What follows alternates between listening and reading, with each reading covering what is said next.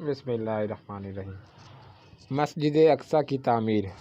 حضرت سلیمان کے والد حضرت داؤد علیہ السلام کی دور حکومت میں مسجد اقصیٰ کی تعمیر شروع ہوئی۔ حضرت داؤد علیہ السلام چاہتے تھے کہ اس مرکز پر ایک ایسی عالی شان عبادت گاہ تعمیر کی جائے جو مسلمانوں کے لیے مقدس ترین اہمیت کی حامل ہو۔ لیکن حضرت داؤد علیہ السلام اپنی اس خواہش کو اپنے ہاتھوں پورا نہ کر سکے اور بیت المقدس کی دیواریں قد آدم تک بلند کر کے چھوڑ دی تھیں۔ چنانچہ مسجد اقصیٰ کی تعمیر حضرت سلیمان علیہ السلام کے دور میں ہی مکمل ہوئی۔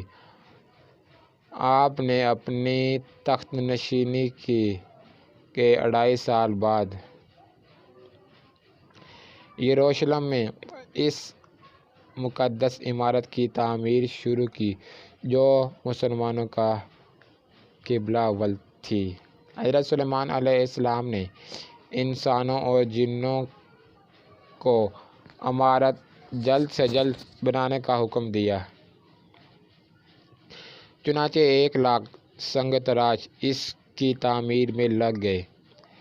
30,000 افراد پہاڑوں سے پتھر تراشنے،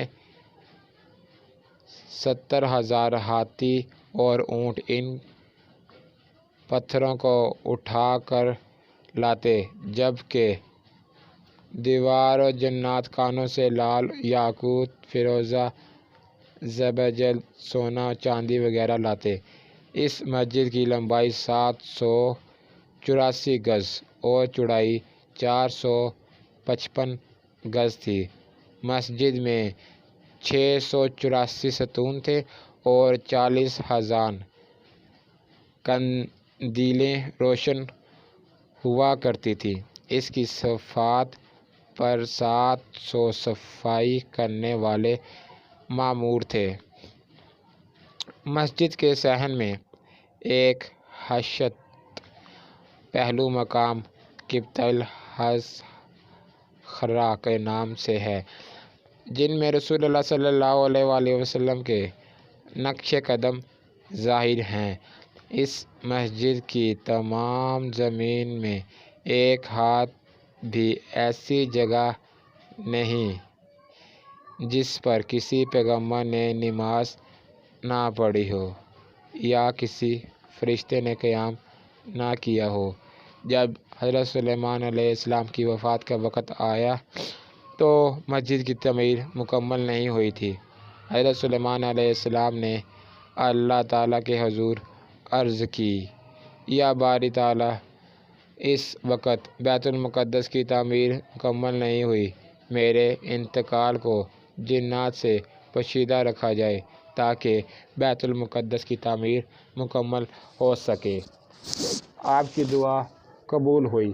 جنات نے شیشے کے محل میں حضرت سلیمان کے لیے ایک معبد تیار کیا تھا اور آپ اکثر یہیں عبادت الہی میں مصروف رہتے تھے۔ آپ اس میں تشریف لے گئے اور اپنے عصا کے سہارے کھڑے ہو گئے۔ اسی دوران ان کے جسم سے روح پرواز کی گئی، مگر چونکہ ان کا بہت رعب و دبدبہ تھا اور اکثر عبادت الہی میں مصروف رہتے تھے، اس لیے جنات کو آپ کے انتقال کی خبر نہ ہوئی اور وہ آپ کو زندہ سمجھ کر کام کرتے رہے۔ ایک طویل عرصہ تک ان کا جسم عصا کے سہارے کھڑا رہا۔ آخر جب دیمک نے عصا کو کھا لیا تو عصا ٹوٹ گیا اور آپ کا جسم زمین پر گر پڑا۔ اس وقت جنات کو معلوم ہوا کہ آپ انتقال کر چکے ہیں، چنانچہ وہ پہاڑوں کی طرف بھاگ گئے۔ حکم الہی سے ہوا تخت سلیمانی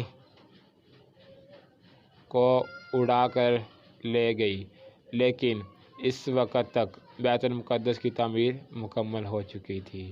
چنانچہ حضرت سلیمان علیہ السلام کو بیت المقدس میں ہی دفن کیا گیا ہے۔